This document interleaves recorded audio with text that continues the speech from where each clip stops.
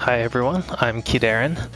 My copy of Under Night in Birth EX Late Est finally arrived today, and I wanted to try recording my impressions of one of the new characters, Wagner here.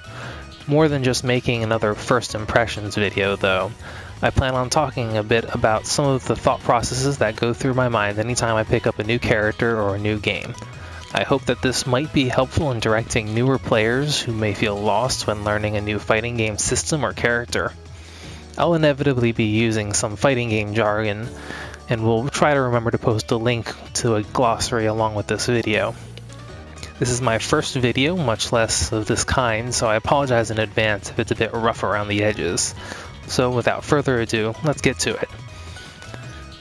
I can see from Wagner's sprite that she uses a shield and a short sword, so my initial expectations is that she might have a bit of a smaller range than a lot of the other characters in this game, especially compared to Gordeau, who I know wields a giant phantasmic scythe that can reach halfway across the screen, and Yuzuriha, who has a giant Sephiroth class katana with quick draws that reach just as far. Depending on how she uses the flames that I'm aware that she is associated with, she might have a bit of a mid-range, but we'll have to see how she can compete with some of the other higher level or the other rangier characters. Aside from her looks and a general sense, I know that she uses the fire, as I mentioned, and I can see her equipment just from the sprite. I don't really know too much about this character. I didn't really follow the story in the first game, so I don't really know what she's capable of. So this will be about as pure of a first impression of this character as we can have. And we'll just stick with Hyde as the typical punching bag. One thing cool about this game that was lacking from the previous one is the mission mode, which Arxis fans may recognize as the challenges or trials that provide example combos for you to try out and get a sense for what a character is capable of. That wasn't in the first game, and they're in this one. I may make a separate video doing some of Wagner's missions later, but we'll see when we get to that. So, first thing I generally look for is movement quirks, because that can be a huge impact on how a character plays. With Under Night in Birth, there aren't too many characters that have unique movement options. Yeah, and it looks like Wagner is pretty standard. Single jump, regular jump arc, the universal forward air dash, air hop thing. Everyone has that. Her back dash is pretty standard too, no extra distance on a flip like Bordier has. So she seems pretty standard in that regard. Next I'll go over her normal attacks, which are just her standard buttons, all the attacks that can be done without special input motion.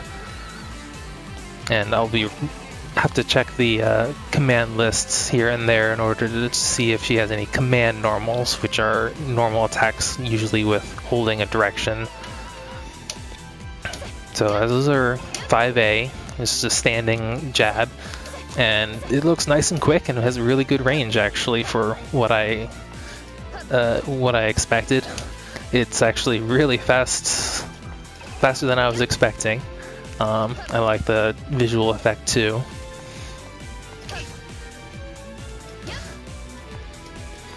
It looks low enough to hit crouchers, which isn't usually a problem in Under Night as opposed to in Arxis games where standing jabs don't always hit crouching characters. It doesn't look high enough to, the trade-off to that being it doesn't look high enough to be terribly useful as an anti-air, because these kinds of moves sometimes can be. but it's situationally that might be an option. I'm gonna do her crouching A, 2A real quick, and that's, I did it by accident earlier, and it's about what I expected, just a low kick. It's a little bit slower by the looks of it, so it may be less useful for poking out of pressure, but it's a low option. Chains into itself at least twice, 2-3 times. Yeah, up to 4 times. Not that you would want to do that many times. It pushes the opponent too far away to continue a combo and leaves you pretty open. It may be a decent option for reverse speeding in this game, since the 5A looks nice. It looks so quick for opening pressure. Anyway, moving on. 5B, standing B, is a kick with a nice kind of flash effect to it that looks like it might be a good excuse for them to have extended its range a little bit. Or not. Seems respectable. Other characters will naturally be able to reach much further than that, but it could be serviceable. It looks fairly high. Some characters might be able to low profile under it. But I can't tell right now. Low profiles aren't too common in Under Night either, so that might not be anything to really worry about. Crouching B, a nice Tsubaki-like slash.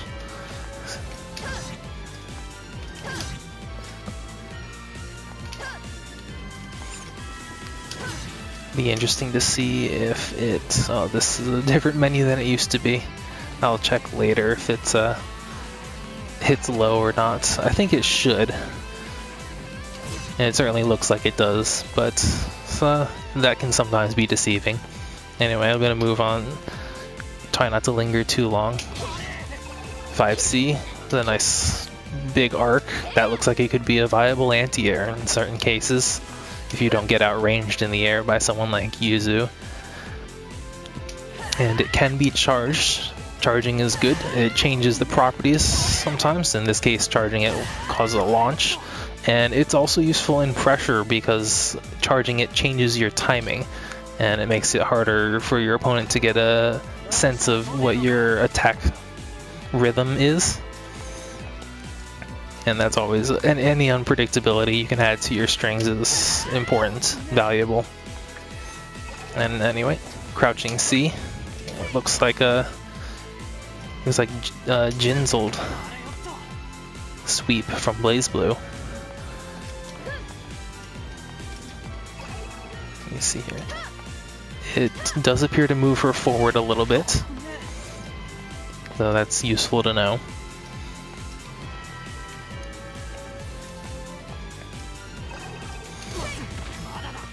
I mentioned a low profile before, and it might have some potential there, depending on how low her hitbox or hurtbox shrinks when she does that attack.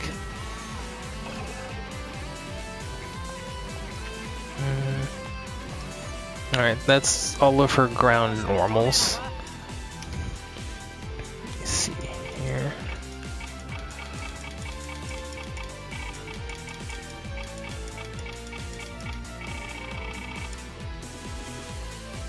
I should have looked up. Here we are. Command list. For Wagner. Okay. So her specials. Here we are. These are kind of what I'm looking for. These are the command normals. I'll get to the specials in a little bit. So she has a down A and D. A and D is the input for grab, so this might be a unique grab. She has a forward B, 6B, forward C, and a 3C, as well as a down aerial C. Down aerial Cs are usually strong knockdowns off of air combos. A lot of characters in Under Night who have these kinds of attacks can use them to end an air string with enough knockdown stun to continue a combo even. 3Cs are sometimes, I think fairly frequently in Under Knight's anti-air type attacks. They have a good upward hitbox. 6B and 6C tend to vary a bit. They can sometimes be overheads or something like a step kick, which the former is a mix-up option, the latter is a pressure option. Step kicks are frequently plus on block. Oh yeah, she has her force function too. Anyway, so interesting. So this is her forward B. Hyde actually has a very similar forward B, 6B, and it knocks them into the air, but with enough time for an air recovery.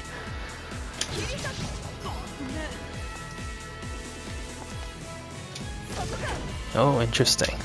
This is 6C, and 6C, a move that once again reminds me a little bit of Cassandra from Soul Calibur. A kind of a hopping overhead kick that I suspect may be an overhead. Let's see, we have a 3C. Yep, as I expected, this looks like a good anti-air option. Another very Cassandra-ish move. What else? Yeah, we had a... Oh, okay. I'll get to the rest of her aerial normals in a second, but this is her aerial 2C. It's a dive, looks like a dive kick basically. Which, with a slight minimum height, it knocks down with enough time to combo off of it. Excuse me. Because of its speed, it probably isn't an overhead, which is fairly common for these anime fighters. They usually, if they have dive kicks, they're usually fairly quick, and as a result, they don't make them overheads, because that would basically be an unreactable overhead if you could really quick hop and suddenly just drop out of the air into an attack that is a mix-up. But, alright, let me do aerials. Jump A. Looks like it's a quick kick.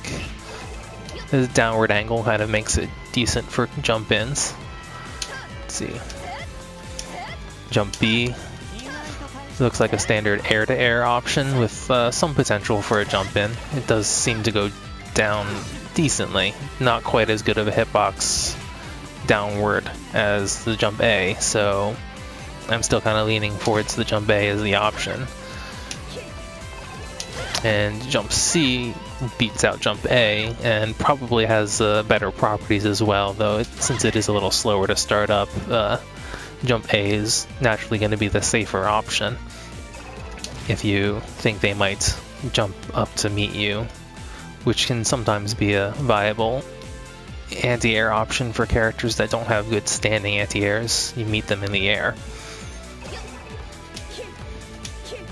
But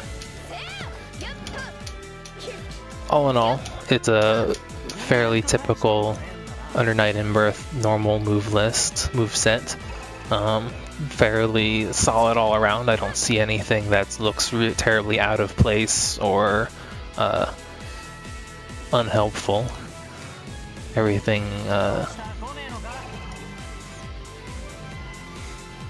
kind of should work out pretty well, and I kind of like the general feel of it already. 5C's got some nice range on it, so I was a little concerned about that before. It's not going to outrange Gordeau or Yuzu, but it's enough to keep up with at least, I want to say, Lin, and it should be good for pressuring Seth and Akatsuki.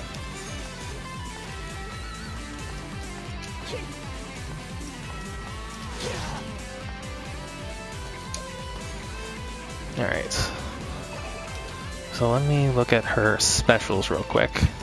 So she has a quarter circle forward, A, B, or C. Actually, all of these are A, B, or C.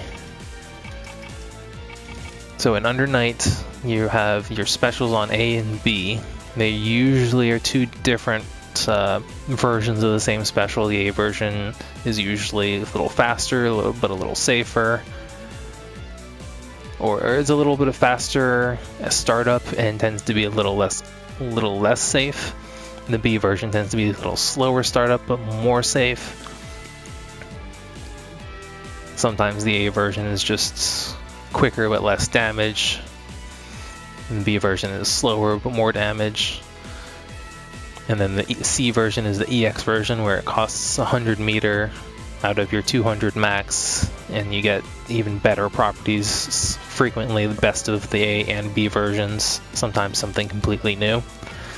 Wagner's quarter forward special has a follow-up, A, B, or C, which you can't tell from here, but they may be different follow-ups, or it may just all be the same thing.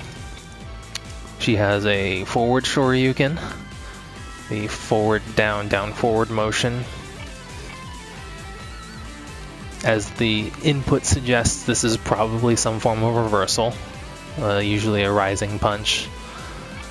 She has a quarter circle back, a down A, which is different from a down B or C. And then she has a quarter forward A, B, or C in the air with a follow-up. So all of the typical special attack motions are represented here. The only thing missing is a reverse shoryuken as far as common inputs go. And then, I guess, more diverse air options, but having only one air special is not uncommon in Under Night. Some characters don't even have any air specials. These two are supers, half circle forward D, and then all 4 face buttons when under 20% health, if that hasn't changed since the previous version. These are universal for all characters. The attack varies for this one, but the input's the same for every character, and the attack hitbox for this one should be the same for every character, and then the animation that plays afterwards is different. Yeah, I forgot about the grab. B and C is a force function. In this game, it's basically like the drive button from BlazBlue. It's just a unique attack for every character. You don't know what it does until you try it. Let me try that. Oops. Grab first. Yeah, so the first one, this is her down. That's down grab. Looks like it should be comboable afterwards. See, 1190 something. Does less damage, which is typical, and it's the natural trade-off, but it's neat to have a grab that you can combo off of. Let's see what her back, okay. Back grab is just turn around and do this forward grab. Alright, so do the quarter circle forward first. Alright, so that was the A version followed by the B version. In this case, they're just two different directions. A version goes forward, B version goes up. B version had a pretty decent hitbox there. I wasn't entirely expecting it to catch him.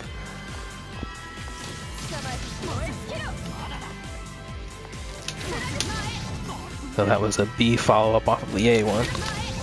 Alright, it looks like the follow-up is the same no matter what button you push.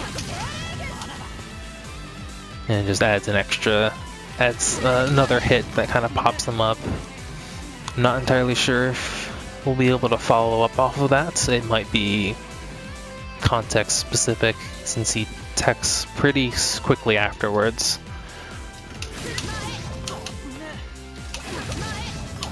Yeah, he's teching before my 5A comes out afterwards, so there may be a way to time it so that you can get a better advantage on hit off of it, but that's exploration for another time. Let's try the EX version real quick. Interesting. Takes the B version's trajectory and adds an extra hit automatically at the end. The kick knockdowns. Knockdowns are always good. Interesting that it sends them behind her. Causing a side switch. Will be useful to remember. Let's see, we got Shoryuken next, which looks like a typical Shoryuken. If the flames have a decent hitbox, oops. It might be alright. It's not the best, but if it has a hitbox behind her, that's plus points to kind of make up for the lack of forward range. She does seem to move forward a little bit. And she goes... Definitely looks like a faster startup on the B version. She goes higher? Yeah, I think she goes a little bit higher on the B version. So, as I said before, the A version is going to be a little bit, in this case, is a little bit slower startup, but because she doesn't go as high, she's not going to be as vulnerable afterwards. It probably doesn't have full invulnerability, if it has any at all. Whereas the B version, you've committed to going up that height, and you have that recovery behind it, so they'll probably it probably has the full invulnerability of a typical Shoryuken. And the EX version, just a bigger version of it. When it comes to Shoryukens, the EX versions like this, it can be difficult to tell which is the better option in any given situation. In Under Night, I don't think the EX versions of Shoryukens are typically worth doing unless it adds a significant amount of damage to the end of your combo. Let's see, in this case it looks like plus 400 damage raw, which depreciates as the combos go longer, so I don't really see the EX version getting too much use unless the B version actually has no invulnerability at all, which doesn't seem too likely, but I've heard of weirder things. So quarterback is a shield bash charge.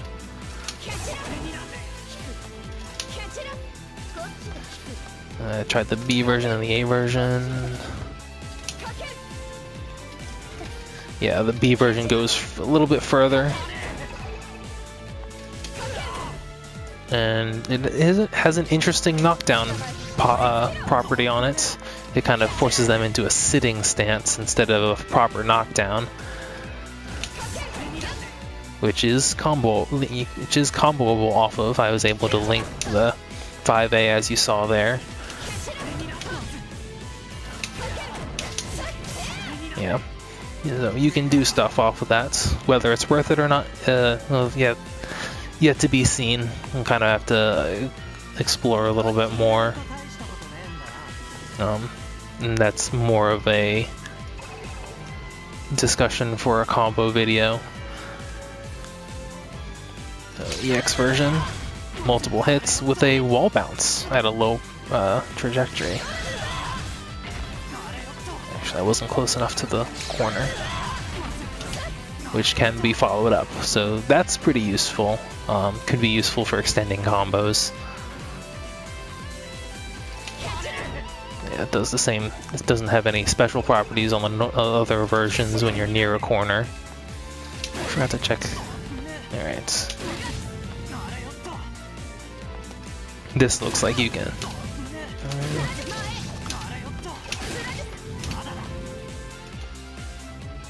Anyway, should focus on the moves, not on the combos. As tempting as that is, that can come another time.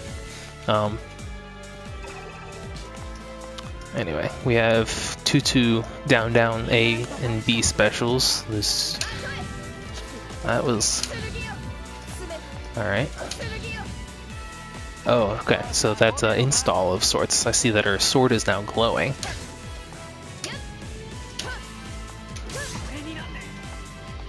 Does she do more damage now? So reset, we do 198. I still do 198. So I'm not entirely sure what this does yet.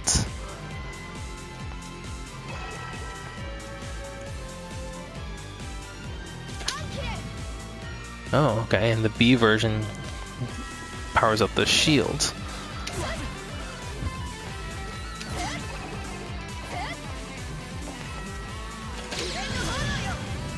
Alright. Oh, okay. So I seem to have inflicted a status of sorts. So actually, let me reset this and see if... No?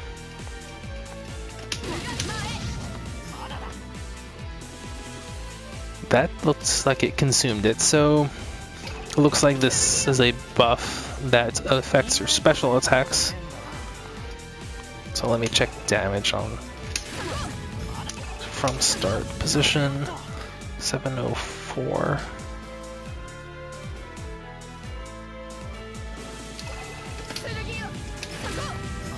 So slightly more damage.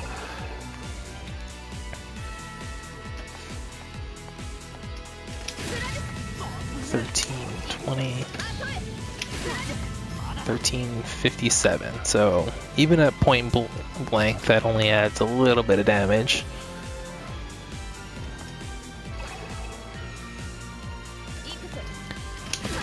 Let's see what the follow-up does. 1662, 1791. So that's a bit more of a gain, though it consumed the buff. Does this do anything different? No. So that must be the shield bash move that one then affects. So 1045. Still does 1045.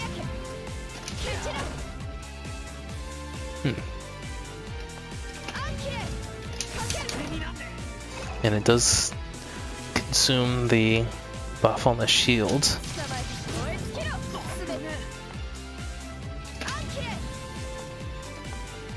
In the EX version, it looks like that's still the same.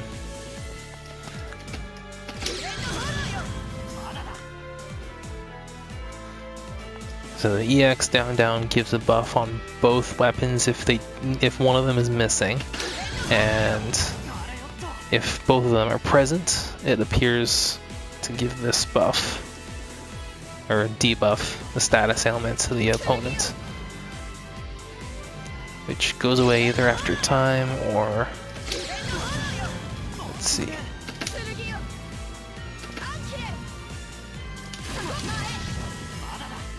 Okay, so, alright. So now he's got the debuff on him, and so what I'm checking here, before when I did put the fire on Hyde and then I used the special attack with the follow-up, I noticed that this time the Hyde could not tech until he almost hit the ground. I think it wasn't until he hit the ground, which greatly increases combo ability afterwards. So now I'm being a little more methodical in here and seeing whether or not. So that actually looks like it was just the buff from the sword. Something I hadn't noticed before, which is good to know. So I'm still not sure what the fire status ailment does, but I know that I can get more combo ability off of using the buff before using the drill special with the follow-up. And the same probably applies to the jump version. Yeah, he can't attack until he hits the ground, which means he can definitely follow up off of that.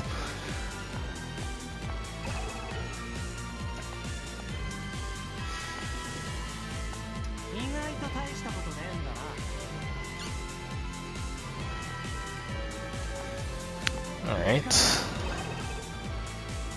before I go any too much further, let's see what her super looks like.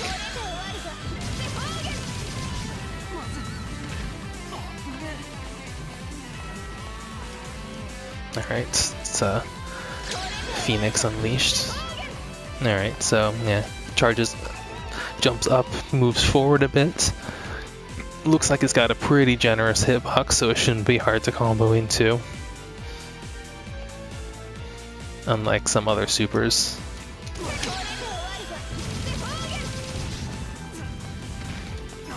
And it causes a knockdown with you right in front of him, so that's a very good property to have on any attack. That's a very advantageous situation. It means you're ready to attack them right as they do their tech or whatever wake up they choose. You can do a meaty attack or try to bait a reversal, whatever it is that you think they're going to do once they get up. You're in position to take advantage of it.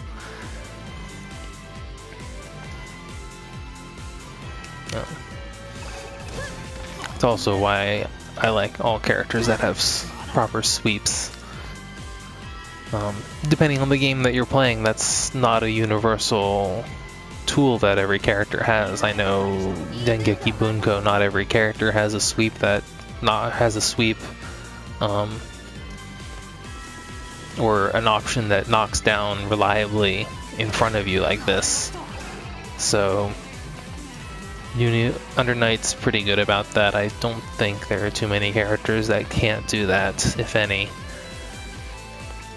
So at the very least, meeting status quo there. And for kicks, let's see what the other super looks like, just visually. I think is this their HP?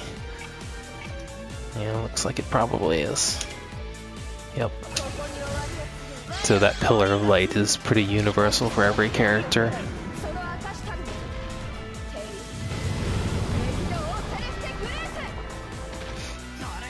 Pretty cool, most of the time not relevant.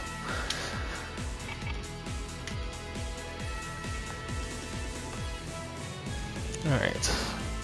I think that's all of her moves, and I have to go back and make sure that I've given a bit of a blurb on everything. Let's see, double check. Oh, I did not check her air special, so let me do that, and then her force function. Another better dive kick with a hop afterwards. This is likely going to behave very similar to this, her ground drill charge. So, yep, as expected. Without the fire buff, they can tech before hitting the ground. With the fire buff on the sword, you can't.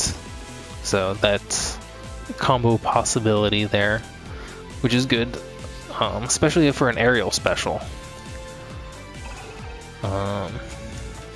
Depending on how this move, her down C in the air, functions in combos,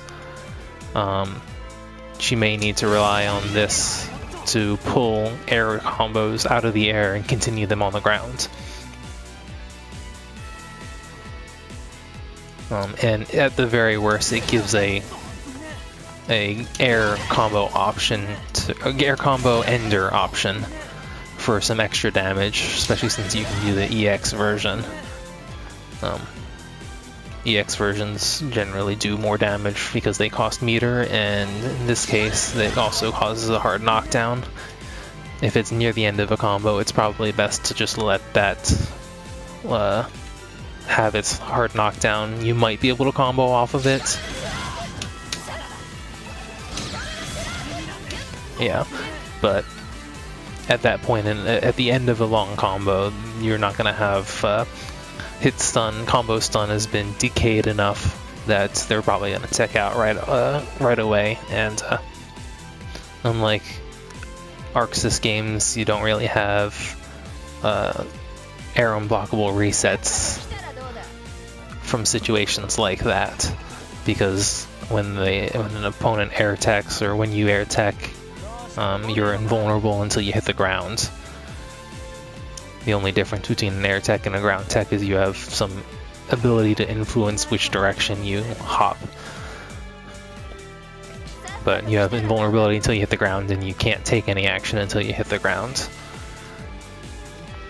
So best to get the ground knockdown where you can control where your opponent wakes up instead of letting them have the option of hopping forward or back to kind of mess with your positioning.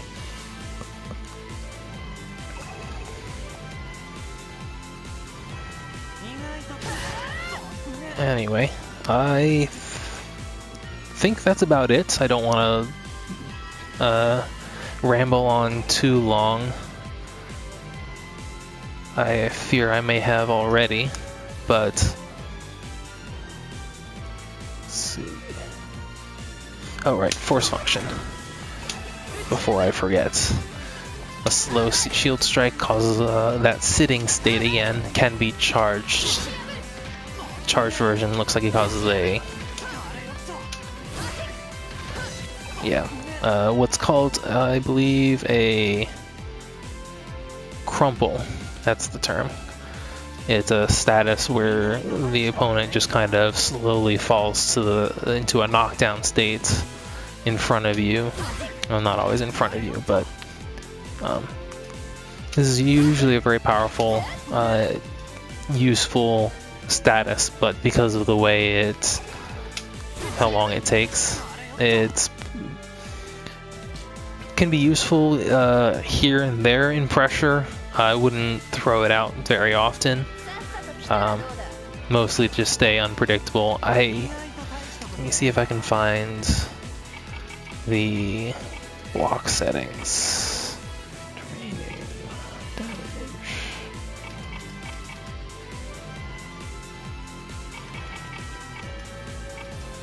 No. Let me see if I can find the setting for block settings. If I can make him block, I wonder if that attack might actually break guards, which could be useful.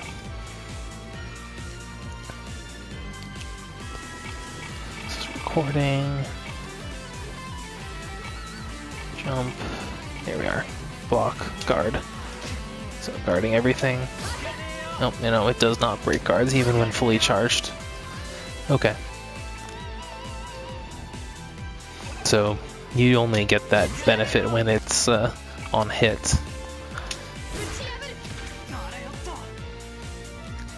Which still kind of sets my combo theory cogs turning, wondering if there's a way to set up a situation where you can land this in a combo to create an extension, but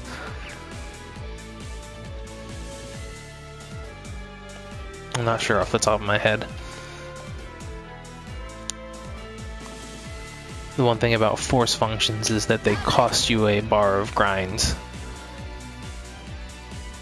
So it's important to be judicious with them because you don't want to lose any grind advantage you may have, or give the opponent any excess grind. Alright. I think that's it for now. Let me know what you think, and any comments, any questions you might have, let me know. I will try to address them. Any feedback, certainly. I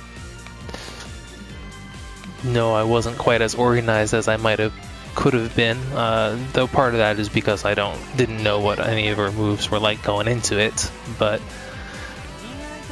just as far as anything else that I can maybe improve upon, if the volume was alright, and so on, I appreciate any constructive criticism. So thank you for watching, and maybe see you some other time.